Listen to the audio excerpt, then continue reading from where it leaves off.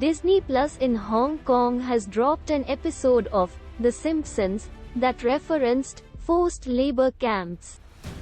In China, the episode is from the show's 34th season, wherein Marge Simpson is shown images of China's Great Wall during an exercise class. The episode makes an apparent reference to China's Xinjiang region, where Uyghur Muslims are allegedly being subjected to torture. Russian President Vladimir Putin's invasion of Ukraine has been a test for the ages. A test for America and a test for the world, US President Joe Biden said in his address to a joint session of the US Congress on Tuesday. Biden added that the US united NATO and built a global coalition to stand up against Putin's aggression. North Korean leader Kim Jong-un has called for more military drills at a meeting of the Central Military Commission, state media reported on Tuesday. Kim discussed with officials major military and political tasks for 2023 in the long term. Issues concerning the orientation for army building. The 75th founding anniversary of the Korean People's Army is on Wednesday.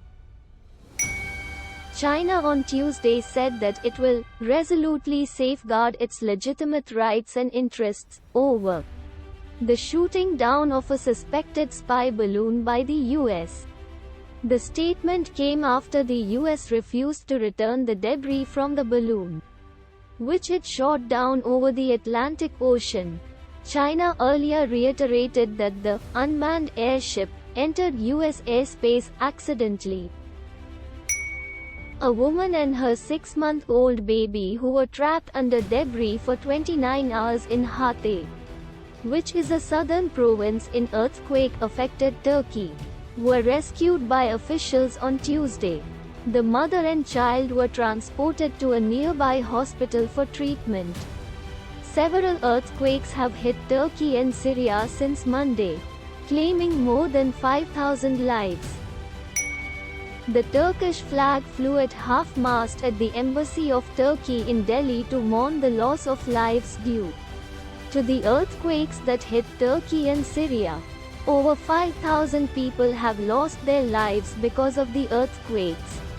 The first 7.8 magnitude earthquake hit Turkey on Monday before sunrise, and it was followed by 2 earthquakes later in the day.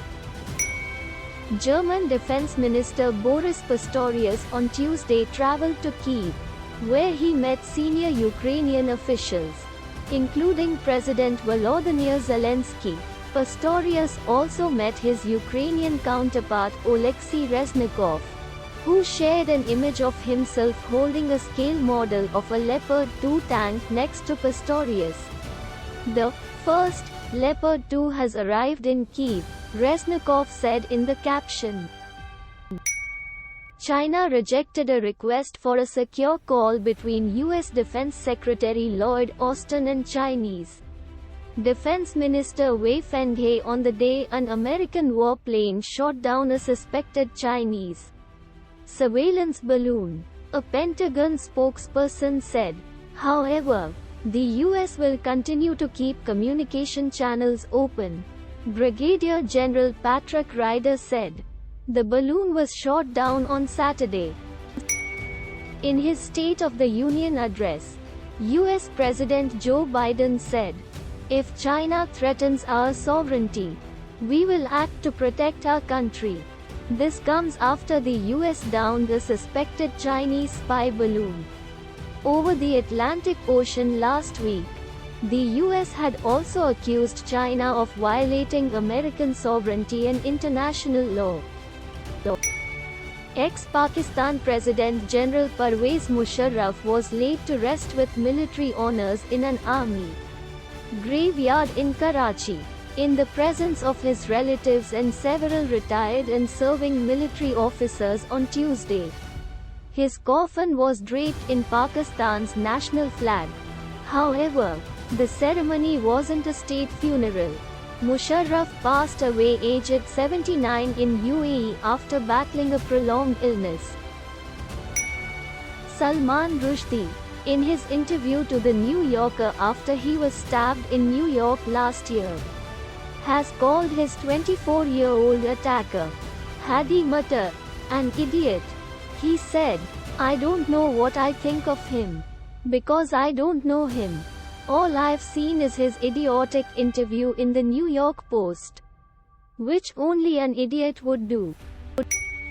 Turkish goalkeeper Ahmet Eyüp Turkaslan has died following Monday's earthquake in his home country. His club Yeni Malatyaspor has confirmed, "We will not forget you. Beautiful person," the club added. The 28-year-old played 6 times for Turkish second division club Yeni Malatyaspor after joining in 2021. The death toll from the earthquakes in Turkey and Syria jumped to more than 7,800 people on Tuesday, with rescuers working in harsh winter conditions to dig survivors out of the rubble of collapsed buildings. Turkey has declared a state of emergency in 10 provinces. The quakes have left countless people homeless in both the countries.